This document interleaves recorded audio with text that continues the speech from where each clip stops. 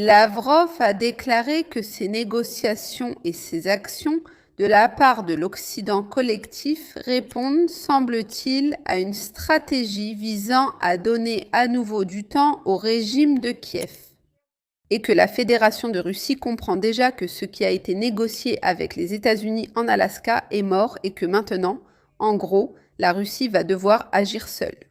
Et ici, si vous me permettez, c'est le seul point qui me cause un peu de lassitude. Tout le reste, je le comprends parfaitement, je comprends que ce n'est pas une option viable. Ils répondent « Non, alors attaquez et faites tout exploser en Ukraine. D'accord, on va tuer des milliers de civils ukrainiens.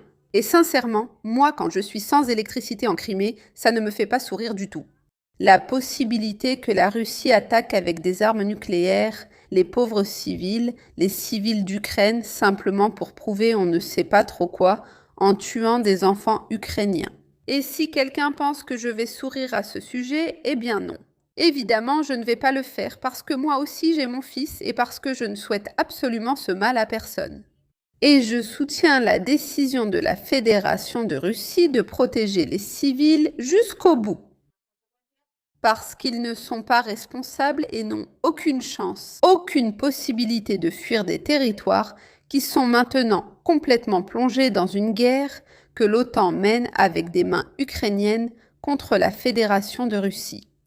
Mais au-delà de cela, ce qui me provoque, et c'est une confession personnelle, ce qui me provoque un véritable ras-le-bol, mais un ras-le-bol total. Ne pas pouvoir. Ces déclarations pour la énième fois que maintenant, hier, Sergueï Lavrov est sorti et moi, j'ai une estime infinie pour lui. Mais je pense que nous devons déjà changer d'attitude, arrêter de constamment essayer de croire à n'importe quel conte occidental. C'est-à-dire, d'accord, nous n'attaquons pas directement l'Occident collectif, parce que, évidemment, cela nous placerait dans un contexte de Troisième Guerre mondiale. D'accord. Nous n'attaquons pas l'Ukraine de façon massive et nous n'utilisons pas encore Oresny avec, une partie, attendez, j'ai perdu le mot, une partie de combat, non, de ces missiles. Je comprends parfaitement tout cela, mais ce que je ne comprends pas, c'est qu'hier, comme le disait bien Diego, Lavrov est apparu et disait « Bon, il semble ». Il semble que dans l'Occident collectif, aux États-Unis, je ne sais pas, ils ont encore fait passer un accord inexistant pour donner plus de temps au régime de Kiev. Merde, ça suffit, je veux dire, c'est le seul point qui m'énerve dans cette situation et je pense que j'ai toutes les raisons du monde et que j'ai tout à fait le droit de l'exprimer et je vais l'exprimer librement.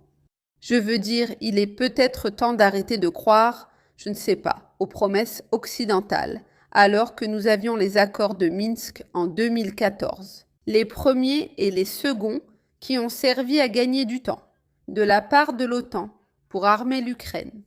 Pour qu'aujourd'hui, nous en soyons là où nous en sommes, c'est-à-dire plongés dans cette opération militaire spéciale.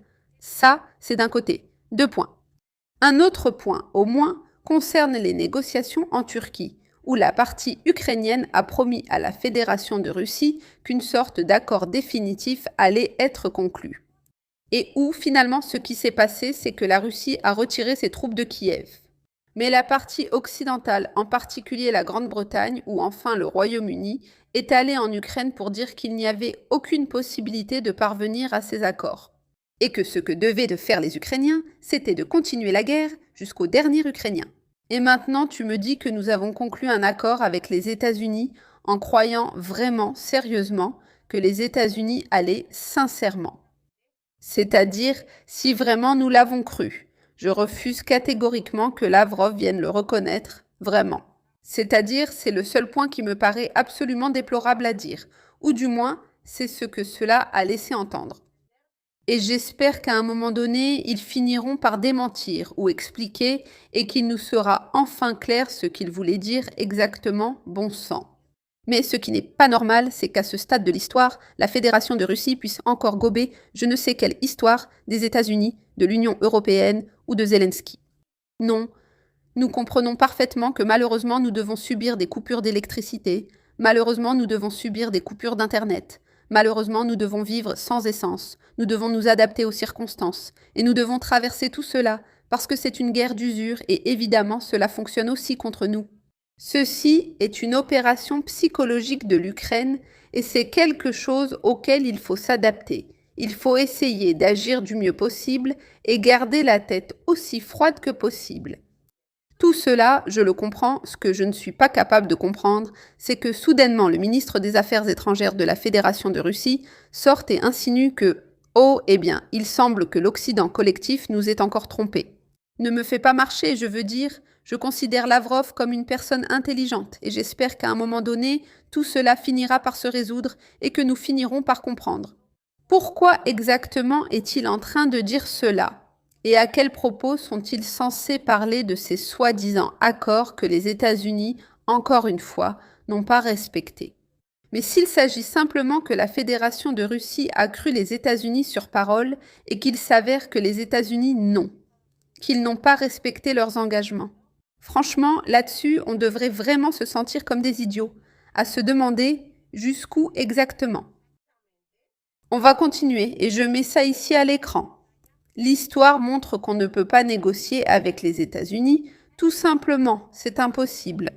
On ne peut pas croire un seul mot de ce que disent les États-Unis. On ne peut absolument rien négocier. Et si tu négocies, eh bien la seule chose que tu peux faire, c'est faire semblant de négocier. Mais en réalité, tu comprends parfaitement qu'ils finiront par te tromper.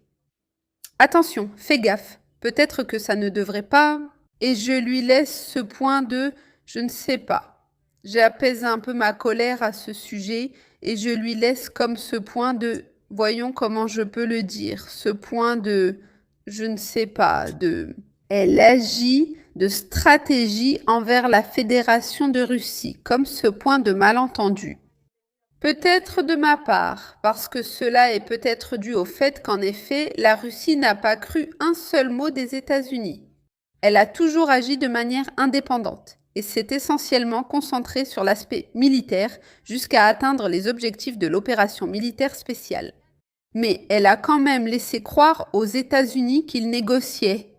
Et peut-être que cela est dû à ce que dit Louis, au fait que Lavrov joue simplement à l'ingénu, et qu'ils disent « non, eh bien sûr, nous l'avions cru, comment cela peut-il encore être le cas ?» C'est-à-dire, ils n'y croient pas, mais ils font ce qu'on leur dit. Eh bien, peut-être qu'ils ne font pas ce qu'on leur dit. Non, c'est que je pensais que le commentaire disait autre chose. La Fédération de Russie mène aussi son propre jeu, sa stratégie. Là où il est dit, eh bien, nous avons encore cru les États-Unis, mais en réalité, ils n'avaient absolument rien cru de tout cela. Parce que, à en juger par les actions sur le front, il n'y a vraiment eu aucun moment où la Russie avait cédé, où la Russie avait gelé les combats, où la Russie avait fait absolument rien de ce que demandaient les États-Unis. Alors, c'est peut-être simplement un autre jeu diplomatique, où Lavrov dit « Oh, eh bien, nous avons cru ceci, nous avons cru cela ». Mais si cela s'avère vrai, eh bien, ça suffit maintenant. On ne peut faire confiance ni à ceux-ci, ni aux États-Unis, ni à l'Union européenne et encore moins à l'Ukraine. On ne peut pas, parce que chaque nouvel accord qui sera conclu apportera forcément des conditions encore pires et des conséquences encore plus graves, aussi bien pour le peuple russe que pour le peuple ukrainien. Donc, il faut simplement aller jusqu'au bout, quoi qu'il en coûte, supporter tout ce qu'il faudra supporter. Eh bien, d'ici, évidemment, nous tiendrons bon et nous nous adapterons aux circonstances, parce qu'il n'y a tout simplement pas d'autre choix.